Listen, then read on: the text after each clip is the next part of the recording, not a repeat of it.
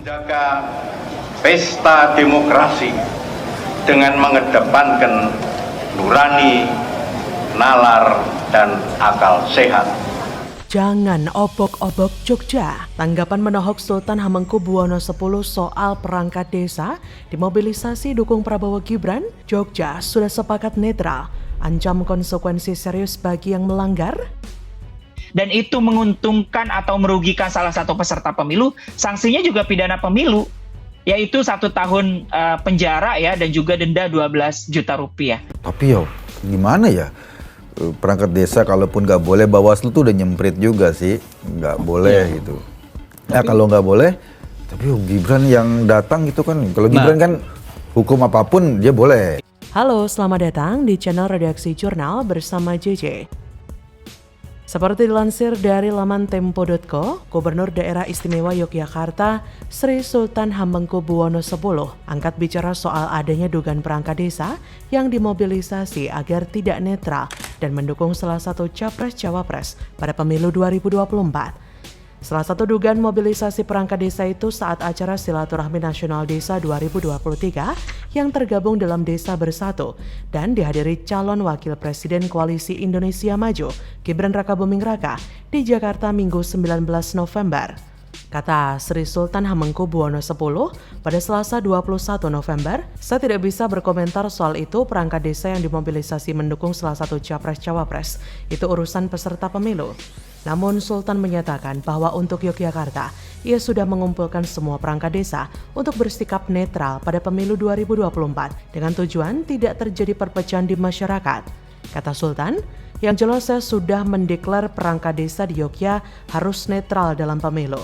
Saat ditanya bila ada perangkat desa di Yogyakarta yang terbukti melanggar komitmen netralitas pada pemilu 2024, Sultan belum membeberkan sanksi apa yang akan dijatuhkan. Kata Sultan, ya nanti kita pikirkan soal konsekuensi jika ada perangkat desa tidak netral itu. Jangan disebutkan sekarang, nanti kami dikira mengancam. Sultan pun meminta semua perangkat desa yang ada di Yogyakarta untuk bisa konsisten dengan komitmen netralitas yang sudah disepakati bersama. Tak hanya perangkat desa, Sultan menyatakan konsistensi menjaga netralitas juga harus ditaati para aparatur sipil negara atau ASN di Yogyakarta, karena sebelumnya juga telah menyatakan sepakat soal netralitas itu. Ia berkata, karena sudah disepakati bersama untuk netral, maka jika terjadi pelanggaran, kami bisa menindak, kan gitu. Sebelumnya, bertepatan peringatan Hari Sumpah Pemuda 28 Oktober 2023 lalu, Sultan Hamengkubuwono X memimpin deklarasi pemilu damai tidak kurang dari 7.000 perangkat desa, pamong, dan lurah dari 5 kabupaten kota di Yogyakarta. Dalam acara bertajuk Sapa Aruh Jogja Nyawiji ing Pesta Demokrasi itu, Sultan berpesan para perangkat mewaspadai persaingan antar kontestan pemilu yang dapat mempertajam polarisasi di masyarakat. Sultan pun menghimbau lurah dan pamong juga harus bersikap netral serta mengedepankan kondusivitas untuk menjaga masyarakat yang berbeda pilihan. Sultan juga meminta para lurah tak ikut kampanye agar tak terjadi polarisasi di masyarakat. Di sisi lain, Koordinator Aliansi Masyarakat Peduli Pemilu Jurdil, Sirap Rayuna meminta para kepala desa mewaspadai upaya kelompok-kelompok tertentu untuk menarik ke politik praktis. Ia merujuk pada rapat kerja Asosiasi Pemerintah Desa Seluruh Indonesia, APDESI Jawa Barat 2023. Selain itu, kegiatan itu dihadiri Menteri Pertahanan Prabowo Subianto yang juga capres. Kata Sira pada Kamis 23 November, bayangkan Anda kepala desa hadir, tapi yang diundang Menhan. Apa korelasi pemerintahan desa dengan Menhan? Menhan itu kan sudah jelas. Sira mengatakan, seharusnya yang diundang dalam kegiatan kepala desa adalah Menteri Desa atau Menteri Dalam Negeri. Ia berkata, ini kok Menhan yang diundang, itu menunjukkan satu pesan kuat kepada kami semua. Ini cara dia mempackaging seolah-olah ini kepentingan kemajuan desa, kesejahteraan desa, dana desa, tapi kami tahu kok maksudnya itu. Ia mengatakan Bawaslu perlu mendalami kegiatan APDESI Jawa Barat itu. Sira terlibat melaporkan dugaan pelanggaran netralitas Wakil Menteri Desa, Pembangunan Daerah Tertinggal dan Transmigrasi Paiman Raharjo. Kini kembali melaporkan pengurus panitia acara Silaturahmi Desa Bersatu ke Bawaslu. Kegiatannya diorganisir oleh Abdesi itu diduga melanggar prinsip netralitas di pemilu 2024. Kemudian ia menjelaskan bahwa dalam proses politik seperti sekarang, kepala desa tidak boleh terlibat dalam permainan politik. Kepala desa, kata dia, harus bertugas melindungi masyarakat. Tugas dan fungsi kepala desa adalah penyelenggara desa yang fungsinya mensejahterakan dan memajukan desa. Kegiatan itu dihadiri Gibran selaku calon wakil presiden Prabowo. Bagaimana menurut Anda?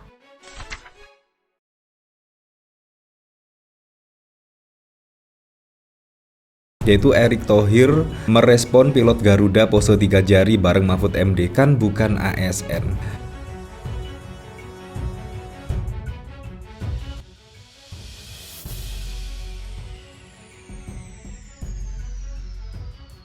Gokil, Erick Thohir pasang badan bela Mahfud MD, pilot Garuda pasang pose 3 jari. Erick, kan karyawan BUMN bukan ASN, gaspol merapatlah Pak Eto.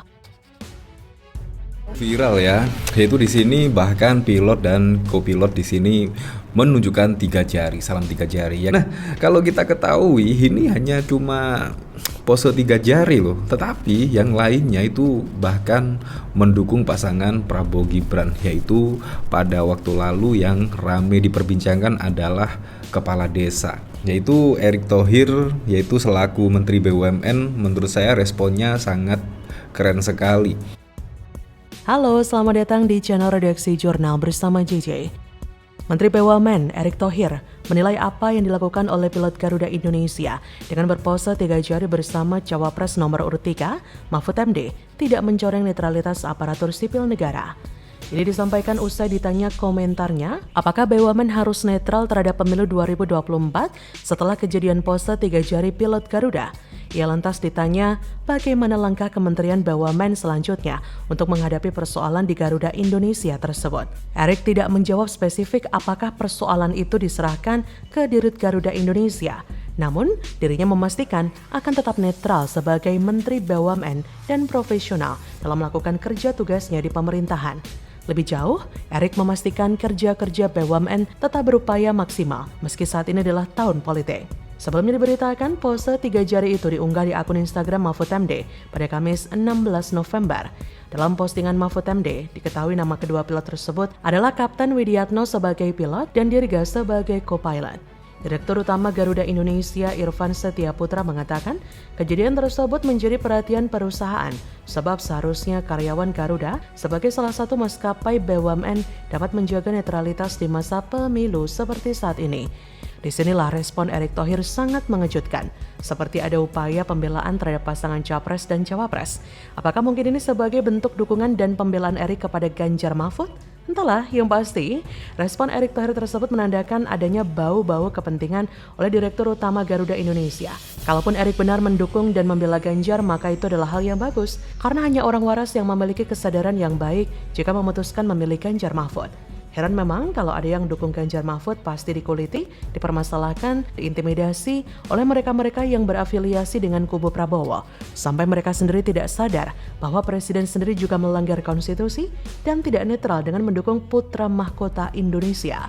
Bukan hanya itu saja, bahkan Mahfud MD dilaporkan ke Bawaslu oleh Aliansi Pengawas Pemilu. Awaslu diwakili Mualimin karena terbukti foto bersama pilot Garuda berpose 3 jari. Hal ini menunjukkan tidak terlepas seseorang yang memahami hukum ataupun orang biasa, tetap sama saja ketika terjebak di tengah situasi serupa. Mahfud sendiri bersikap santai ketika dikonfirmasi wartawan saat melakukan perjalanan ke kampungnya di Madura pasca berpantun di KPU lalu dilaporkan ke Bawaslu. Seakan-akan situasi tak menyenangkan tersebut sebagai drama yang tidak perlu diributkan.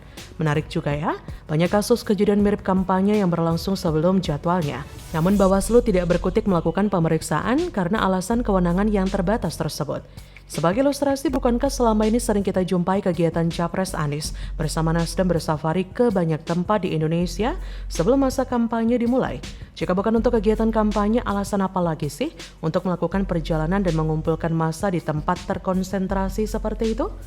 Sulit dihindari oleh sosok-sosok publik untuk menghadapi sorotan orang, khususnya terkait kegiatan mereka di tempat umum. Maka kita seharusnya mengetahui batasan-batasan kegiatan mereka.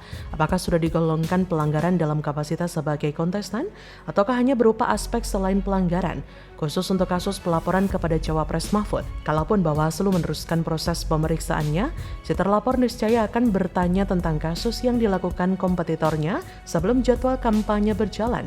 Akan semakin rumit jika hal tersebut diangkat ke pelanggaran kampanye oleh terlapor. Jadi, bagaimana menurut Anda?